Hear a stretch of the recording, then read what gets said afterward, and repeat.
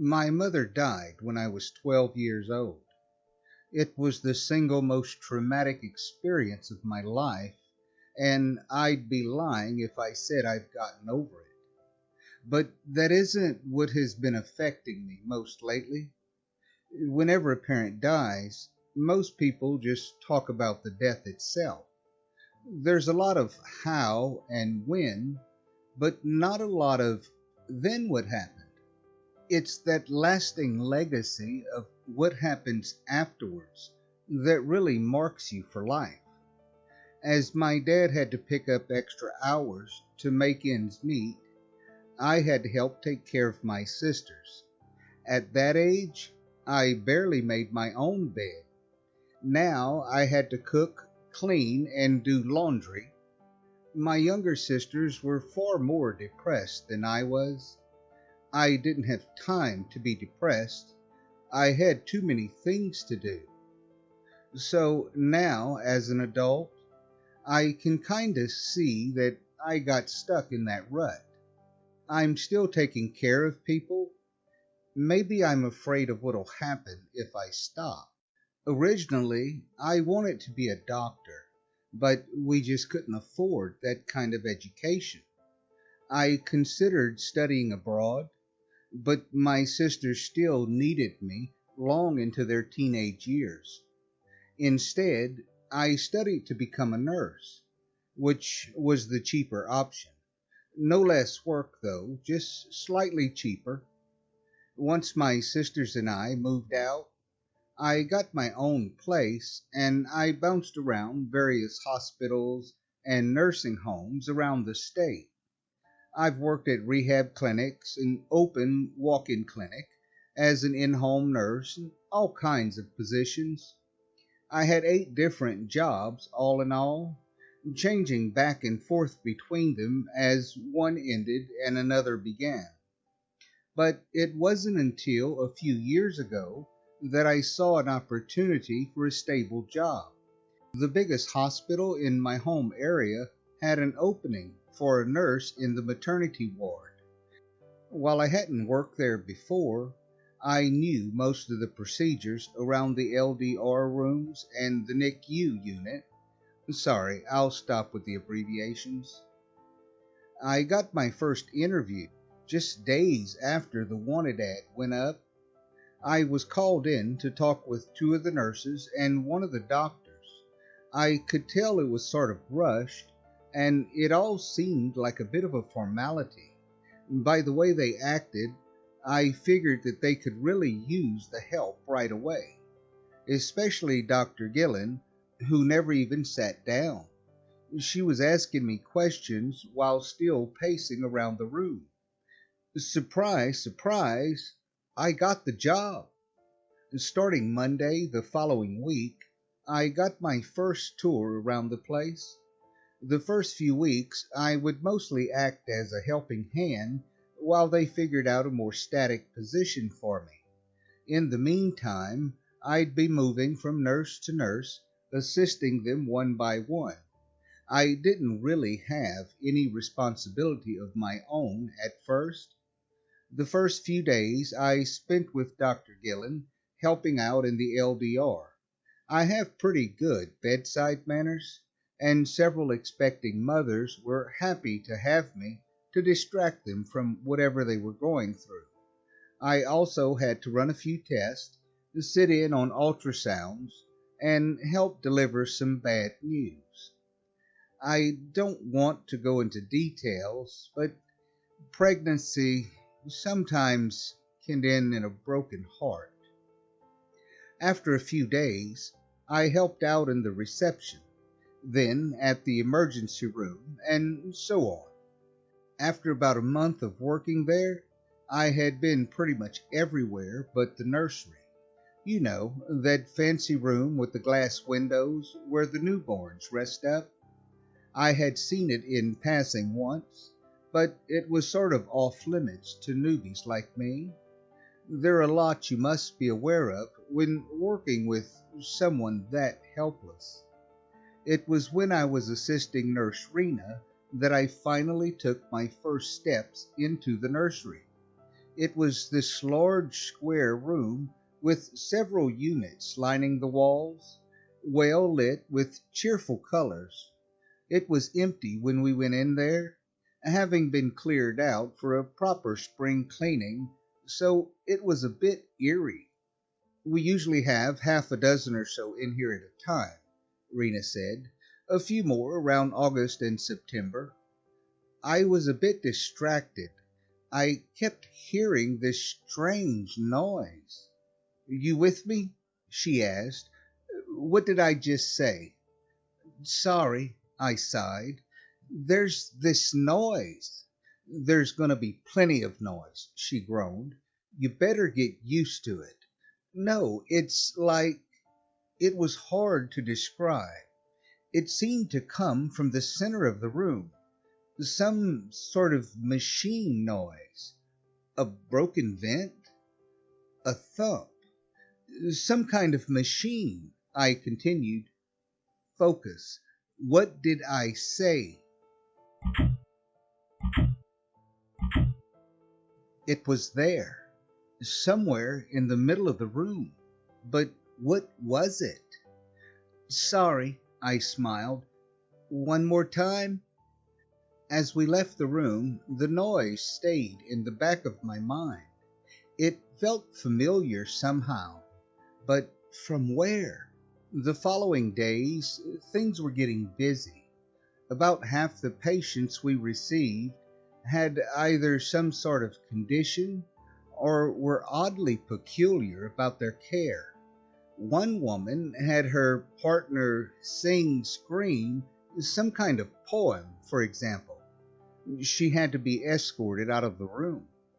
Another woman refused to have her baby without her favorite plant on the bedside table. I've never seen a blue sunflower before. I never saw that kid either, for that matter. I was still assisting Rena in the nursery, and I got the opportunity to spend some time alone in that room. Even days later, the sound persisted. It was low, more like a hum, but it was definitely there. I thought it might be a heating issue, but I couldn't locate where it was coming from. I suspected the ceiling, but it had this strange echo to it that made it just as prominent near the floor. Strange. At one point, we had 5 kids in the nursery at the same time. Rena had the main responsibility, but she took me along every now and then just to quiz me and see how well I fared on my own. But now that there were little patients in there, she had no tolerance for mistakes or hesitation. One Friday night, as I was working the evening shift, I went into the nursery to roll out one of the children. Rena was already halfway down the hall calling out to Dr. Gillen, so I had this short moment completely alone with all 5 kids. The lights were a bit dimmer, and at first I didn't notice anything, but after a few seconds I could hear that sound again. But there was something else. As I looked around the room, I could see all the kids breathing in sync with the sound, little chest heaving up and down. I gently pushed one of the units, accidentally waking up my little patient. As she stirred, she let out a soft cry, and for a moment my mind blanked. I was just standing there in the middle of the room, and it felt like I was about to do something. And the machine noise was louder than ever. The kids were stirring. Maybe they could hear it too? It started to bother me. I asked a whole bunch of staff about it, but no one seemed to have any idea of what I was even talking about. If anything, the nursery was the quietest room in the entire ward. It had to be. You don't want to wake the little patients. So when I started rambling about the machine noises, they all just sort of tuned out, even Dr. Gillen. Even after my time with Nurse Rena was up, I started coming back to the nursery every now and then. Sometimes on my lunch break, I'd just stand there and listen, trying to find the source of the sound. That's actually how I got started here on Reddit. I started asking other medical professionals what that noise could be, and no one had a clear idea. I tried recording it, but that just wouldn't work. Also, it's generally frowned upon to stand with a cell phone in the nursery, recording what could be a video. That's a big no-no. I went back over and over again, and it actually landed me in a bit of trouble. I had a private meeting with Dr. Gillen, who tried her best to understand my strange fascination with the nursery. Finally, I had to agree to leave my phone in my locker. I didn't go back there for a long time, but it was inevitable. The nursery is somewhat central to the entire ward, and you have to actively avoid it to never pass it. One night, as I was passing the glass window, I stopped to listen, but that time I had a good reason. There were 4 kids in there, and they were the first thing I heard, not the strange machine noise. The kids were crying, but they were crying in unison, short bursts of screams. It was rhythmic in a way. I stopped to listen, and my mind immediately returned to the noise. I was sure that if I stepped inside, I'd hear the noise again. The kids, they were screaming in unison with the sound. I could feel it, and that was just the start. I could start feeling it even at home. I'd get frustrated whenever I heard my washing machine, as it was out of sync with the sound that haunted the back of my mind. Every rhythmic noise I heard just seemed off by comparison. It bothered me just how stuck that sound was, and I still had no idea what it was and where I had heard it before. It came to a point where I sat up all night listening to a 4-hour recording of a construction site.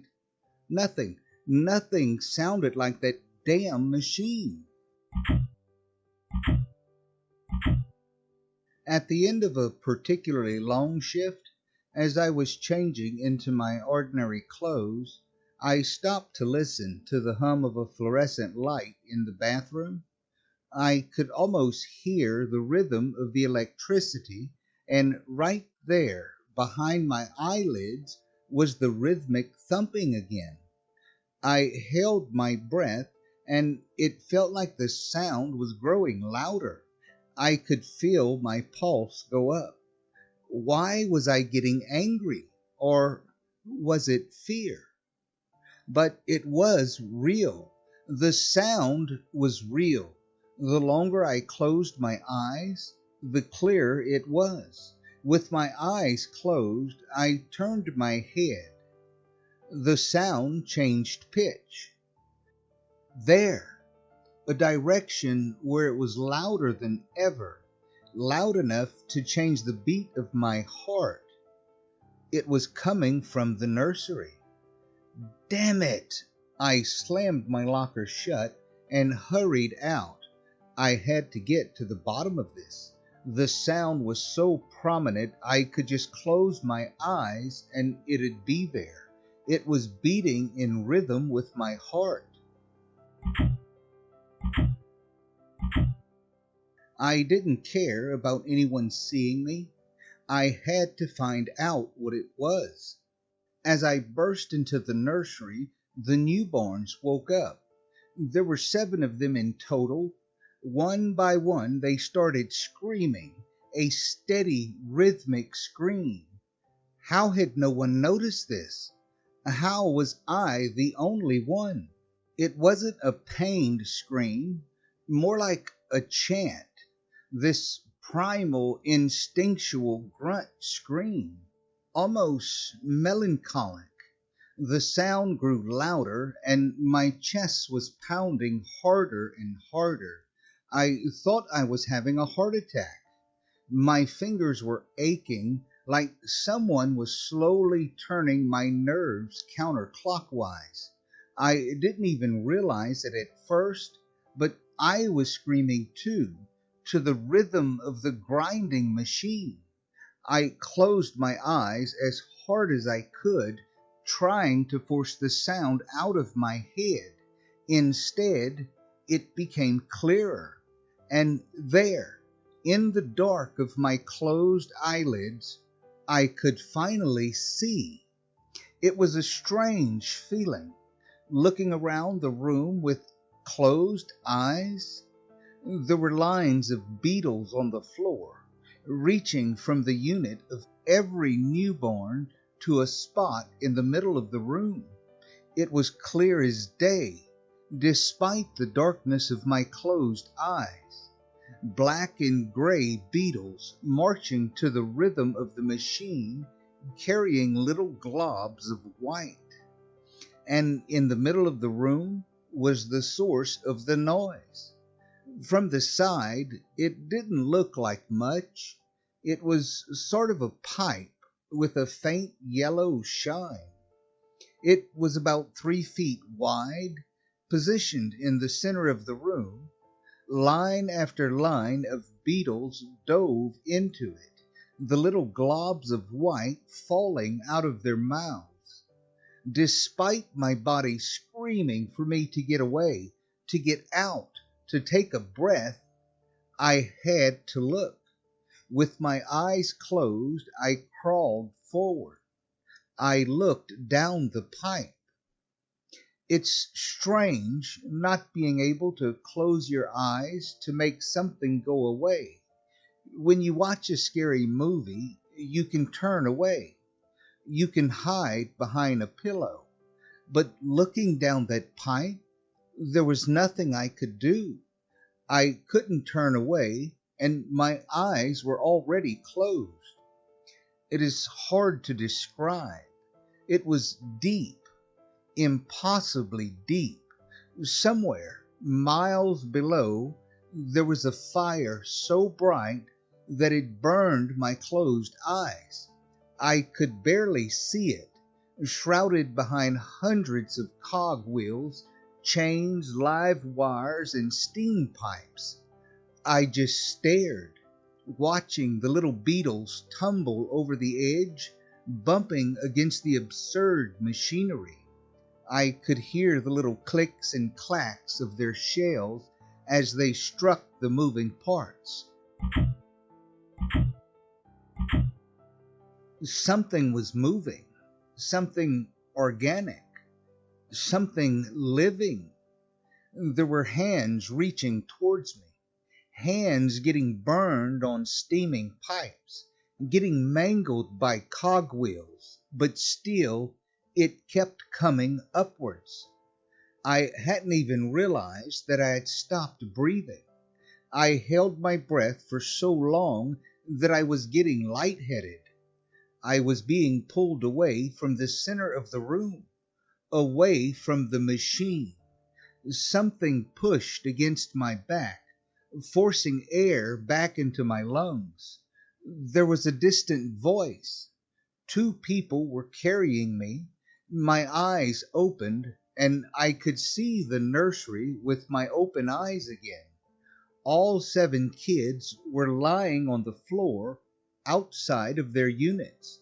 They were screaming at the top of their lungs, just like me. They heard it. I heard it, but somehow I think they knew more about it than I did. I was carried away. They tried to get me to breathe again, but it was like my body forgot how to do it. It wasn't until I got a mask over my face, forcing air into my mouth, that I snapped back to reality. My heart was hammering away so fast and hard that my head hurt. I had no feeling in my hands, and both my feet had fallen asleep. My face was burning hot. Dr. Gillen was shining a light in my eyes, but it felt so far away. For a split second, I blinked, and there, in the darkness, I sensed something. It was a different shade of dark. It had followed me here. It was so impossibly tall, able to cross the room in just a few steps. As it reached for me, beetles tumbled onto my chest, little globs of white getting ripped away from my chest. Then nothing. I must have passed out. They said it was some kind of psychotic episode, hyperventilation, seizures. It didn't look good. I could no longer be around the children, so they were going to have to either fire me or find somewhere else for me to go.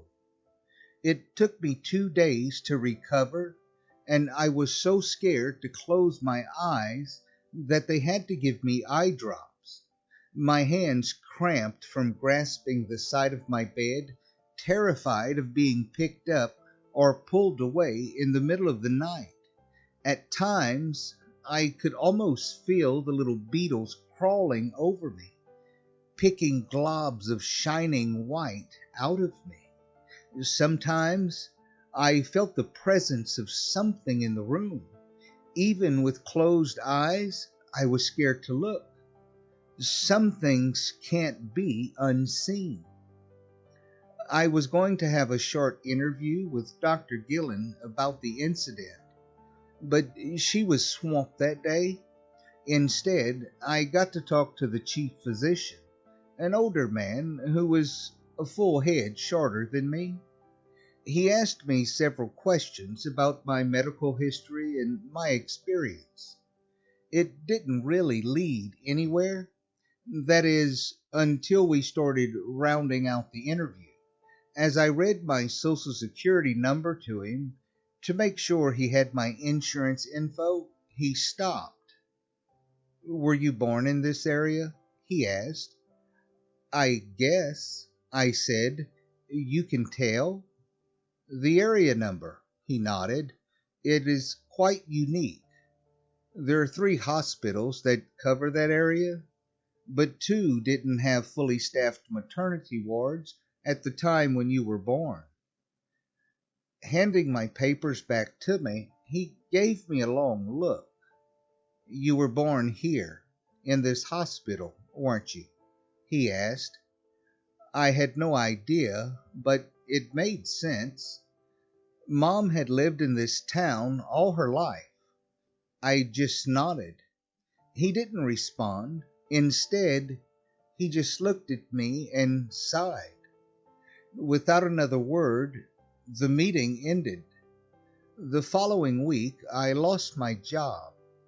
While one could think it was because of my psychotic meltdown, I'm pretty sure it was because of that meeting with the chief physician. I think he knows something.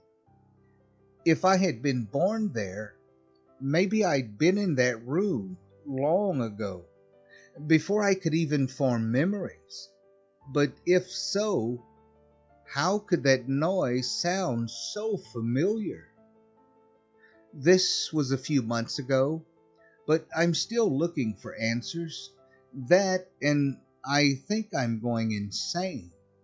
I can still hear the click-clacking of little beetles falling to their deaths, and if I concentrate hard enough, I can hear the machine. It's not a memory. It's always there. I think there's a piece of me down there, inside it, still connected, something listening from the inside, something that hurts, little globs of white. I don't know what to make of this. I just want it out of my head. Some days I can distract myself enough not to hear it, but other days I can barely hear myself think. It's always there, no matter what. It's like a rhythmic, haunting tinnitus.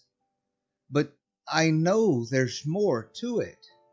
Sometimes, as I close my eyes, I can still see a faint glow in the distance. Sometimes, not even in the direction of the hospital. Sometimes it's closer. Sometimes it has eyes. But the sound is the same. Always the same.